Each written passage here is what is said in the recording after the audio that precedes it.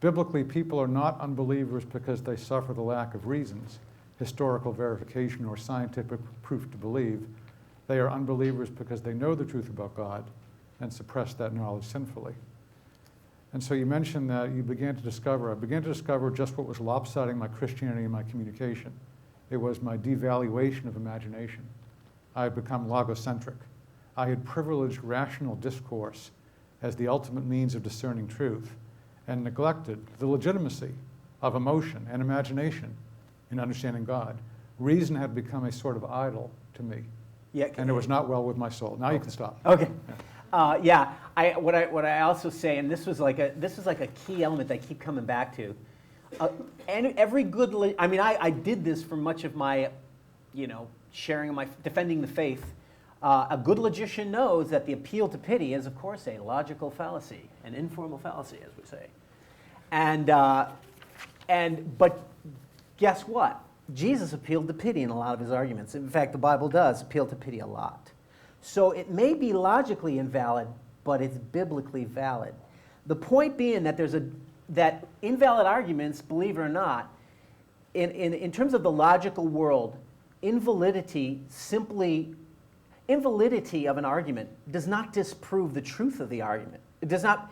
It could be true. The argument could be invalid, but it could still be true.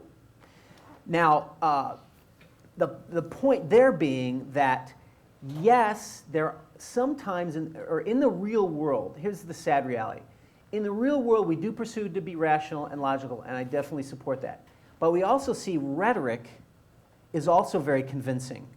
And so we see all the time in our political discourse, right, all the logical fallacies that they're throwing out all the time, yet they work, and people are persuaded by them. And we get angry at that at times. But there's an ability to, I think, to mesh rhetoric, to mesh emotion with logic in a way that can be more effective. But when I see Jesus appeal to pity, for instance, in the Good Samaritan, I see, okay, if I stress only logical arguments, then I'm not touching the humanity of that person, and I need to include that in my interaction. I hope that's becoming clear. And there is a gray area in the real world of people that we live in, that rhetoric, you can win an argument, but lose the battle. And I have seen people convinced, persuaded, and saved by complete rational idiots who are making bad arguments for the faith. And that doesn't justify going out. I'm not saying go out and do bad arguments. Obviously you should understand what I'm saying here. You should try to be consistent, etc. But to recognize that it's not just that. It's not just the logo centricity that's going to affect people's lives. It's also understanding humanity and realizing, and this is the key thing, in the arts and in rhetoric, there are means of persuasion that are not rational. That doesn't mean they're illegitimate.